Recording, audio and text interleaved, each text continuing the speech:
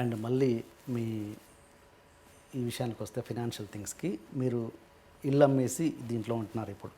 ఎప్పుడైనా ఆ ప్లేస్కి వెళ్తున్నప్పుడు ఆ కార్ మా ఇంటి ముందు నుంచి వెళ్తున్నప్పుడు మీ ఫీలింగ్ ఎలా ఉంటుంది? ఏముండదండి ఫీలింగ్, ఏముండదు? ఇల్లే కదండి.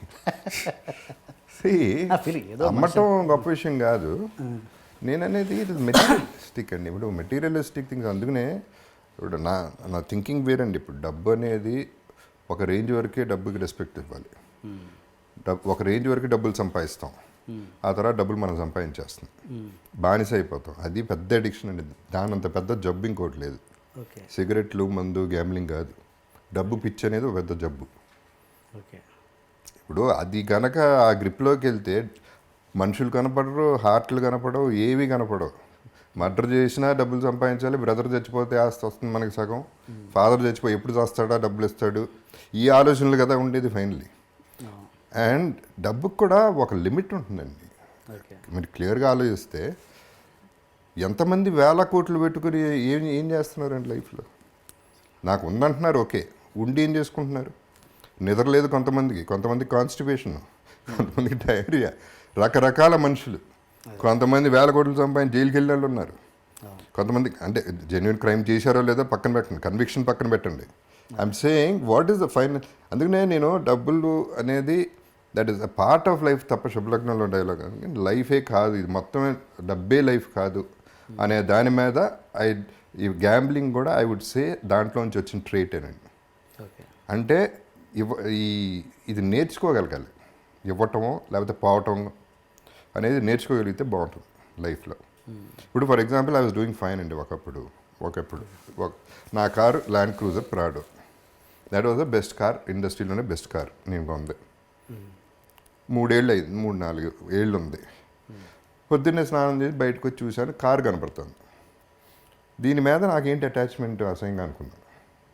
కారు మీద అటాచ్మెంట్ ఏంటి? అమ్మేయన్న అంతే, ఇమ్మీడియట్గా అమ్మేయన్న. అప్పటికి మీ బ్యాడ్ పొజిషన్ ఏం లేదు, శుభ్రంగా ఉన్నా. ఓకే. నేను కొంత 25 lakhsకి. సరే డెస్పరేట్ మామూలుగా నేను అమ్మేయన్నాక పట్టించుకోండి పెద్దగా. ఎవరో 9 లక్షలు 10 లక్షలు అన్నాడు. తీసుకుపో అన్నా, ఇక దాని గురించి డిస్కషన్ వద్దు. So that is how I feel. Letting go, వదలగలిగితే చేయి నొప్పి పట్టదు, పట్టుకుంటేనే చేయి నొప్పి పడుతుంది. ఇది నాది అంటే మనం torturing our mind and body and everything. And మిగతా అన్నీ మర్చిపోతున్నాం. ఎంతమంది పేరెంట్స్ని కలుస్తున్నారండి, ఎంతమంది కలిసి ఉంటున్నారు ఫ్యామిలీలో, ఎంతమంది హస్బెండ్ అండ్ వైఫ్ హ్యాపీగా ఉంటున్నారు. డబ్బు విషయంలో కూడా ఎన్ని డివోర్సులు జరుగుతున్నాయి. So all this the main villain in life is money అండి. సో అందుకనే నేను ఆ మనీ అనే దానికి అంత ఇంపార్టెన్స్ ఇవ్వకూడదనే నా ఫిలాసఫీ అండి. బికాజ్ నేనేంటి, నాకున్న డబ్బు నాకు చాలా తక్కువ ఉందండి నిజం చెప్పాలంటే. అది కూడా మళ్ళీ తిరిగి సంపాదించింది. కానీ నేను నా ఫస్ట్ క్లాస్లో వెళ్తాను, నా 5-star హోటల్లో ఉంటాను, నా ఫ్యామిలీ అట్లాగే వెళ్తుంది, ఫ్యామిలీ అలాగే ఉంటుంది. వీళ్ళకి ఎంత మిగిలితే అంత పిల్లలకి ఇస్తాం అంతే. ఎవడు రూల్ పెట్టలేదు 1,00,000 కోట్లు ఇవ్వాలని. వాళ్ళ వాళ్ళు బతకాలి. ఇవ్వగలిగితే ఇవ్వలేకపోతే నోరు మూసుకు కూర్చో అంతే. అండ్ మీ బ్యాడ్ ఫీల్ కొంత ఫ్రస్ట్రేషన్ కూడా ఉందండి దీంట్లో. బికాజ్ ఆ ఒక్క దృష్టితోనే చూస్తున్నారు జనాలు. పొద్దున్న లెగిస్తే ఎలా మోసం చేద్దాం, ఎవరిని బకరా చేద్దాం అనే పద్ధతిలో ఎంతమంది ఉన్నారు అంటే నెగిటివిటీ స్ప్రెడ్ అవుతూనే ఉంది. అందుకని I don't go for parties అండి. పార్టీస్కి వెళ్తాం, ఓకే, ముందు కొట్టేస్తాం, రాత్రంతా ఒకరికి వాళ్ళు మాట ఇచ్చేస్తాం, రేపు మనం అది చేసేద్దాం ఫోన్ కూడా ఎత్తారు రేపు. సో అల్టిమేట్లీ దానికి ఎంత వాల్యూ ఉందో చూడండి, అండ్ మనకెంత వాల్యూ ఉందో చూడండి. సో మనిషికి వాల్యూ ఇస్తున్నావా, డబ్బుకి వాల్యూ ఇస్తున్నావా అనేది ఇంపార్టెంట్ పాయింట్. మీరు అన్నారు ఇప్పుడు నా 5-starలో ఉండాలి, నా ఫ్యామిలీని అలాగే. నేను 5-starలోనే ఉంటాను, 150 రూపీస్ రూమ్లో కూడా ఉంటానండి. అది కూడా ఉంటా. I'm telling I can afford. అంటే నేను మీ బ్యాడ్ ఫేజ్లో కూడా అలా ఫ్యామిలీకి చూపించారా? అలా చూపించిన పరిస్థితి కూడా వచ్చిందా మీకు? వచ్చిందండి సిచ్యువేషన్. అంటే ఒకటి ఏంటంటే ఆ ఫ్యామిలీకి చాలా వరకు లాస్ట్ 1 year వరకు ఏం తెలియదు, అది నేనేం చెప్పలేదు ఎవరికి. So I had to maintain. వాళ్ళు అడిగింది ఇవ్వటం వరకు చేసాం, అంతవరకు చేసాం. అప్పు చేశానో 60% ఇంట్రెస్ట్ కట్టిన రోజులు కూడా ఉన్నాయి. సో అవన్నీ దట్ ఈస్ మై ప్రాబ్లం. పెళ్లి చేసుకున్నాం, పిల్లల్ని కన్నాం, వాళ్ళని చూసుకోవాలి. ఎలా చూసుకుంటాం అనేది నా ప్రాబ్లం.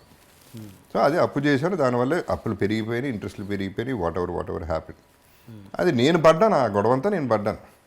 ఏమంటే కంపేర్ చేసుకుంటే what is my problem in life? I don't have a problem. Problem ఉందనుకుంటే ప్రాబ్లం అండి. ఫర్ ఎగ్జాంపుల్ నిన్న సంజు సినిమా చూశానండి, సంజు దత్ లైఫ్ చూశాను. ఆ లైఫ్ చూసిన తర్వాత నా లైఫ్ ఎంత గొప్ప, ఎంత హ్యాపీగా ఉంది. సో రివర్స్లో ఫీల్ అయితే నోబడి హ్యాపీ, సాటిస్ఫాక్షన్ లెవెల్ ఎక్కడ ఉంటుంది? నేను అందరికీ చెప్పేది ఒకటేనండి. ఇప్పుడు నేనున్నాను, జగపతి బాబు ఇక్కడ ఉన్నాడు, అక్కడ లేడు, ఇక్కడ ఉన్నాడు. దీని కింద ఎంతమంది ఉన్నారు? వీళ్ళందరికంటే పైన ఉన్నా కదా. అక్కడికి చూస్తా, అక్కడికి వెళ్తే బాగుంటుందని ఆలోచిస్తా, కానీ ఇక్కడ హ్యాపీగా ఉన్నా. అలా ఆలోచించగలిగితే will have much more love in the society. That is what I'm trying to say. నేను ఇంతకుముందు ఇప్పుడు ఇల్లు అమ్మేయటం అనేది అసలు నేను లేను కూడా లేను. యాక్చువల్లీ ఇల్లు అమ్మేసినాక నేను వైజాగ్లో లెజెండ్ షూటింగ్ చేస్తాను, వైఫే ఖాళీ చేశారు. సో అసలు ఇల్లు అమ్మేస్తున్నారు, బయటికి వెళ్ళిపోతున్నాం అనే ఫీలింగ్ నాకు లేనే లేదు.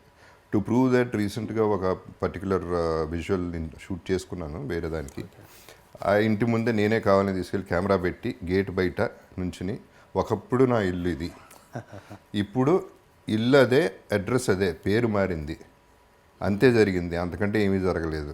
ఈ ఇల్లు పోవడం వల్ల నాకేం పెద్ద నష్టం కలగలేదు, ఇంతకంటే పెద్ద ఇల్లే కట్టుకోగలను. So it is not an issue అనేది ఇంతకుముందే చెప్పాను. వాటి మీద ప్రేమ పెంచేసుకుంటే మనం ఎందుకండి ఇంకా కావాలి. ఇల్లు ఉంటే బాగుంటుంది. బ్రహ్మాండమైన ఇల్లు కట్టడం చాలా ఖర్చు పెట్టి చాలా మంచి ఆర్కిటెక్ట్తో బ్రహ్మాండమైన ఇల్లు, అందరూ వచ్చేవారు, అందరికీ విపరీతంగా వచ్చేది, అందరికీ 300 రోజులు భోజనం పెట్టేవాడిని. So wonderful times we had, all that is okay fine. But situation అది అయితే ఏమవుతుంది ఏమంటే, ఇప్పుడు హాస్పిటల్కి వెళ్తే పేషెంట్ని చూడటానికి ఒక రూమ్కి వెళ్తే పేషెంట్ చచ్చిపోయాడు, వేరే పేషెంట్ వచ్చేసాడు, పేరు మారిపోయింది, అక్కడ మనిషే పోయాడు అక్కడ. అంత సింపుల్గా జరుగుతుంది. ఇల్లు, కారు ఇట్లాంటివన్నీ అంత సీరియస్గా తీసుకుంటే I don't think you're giving value to your life.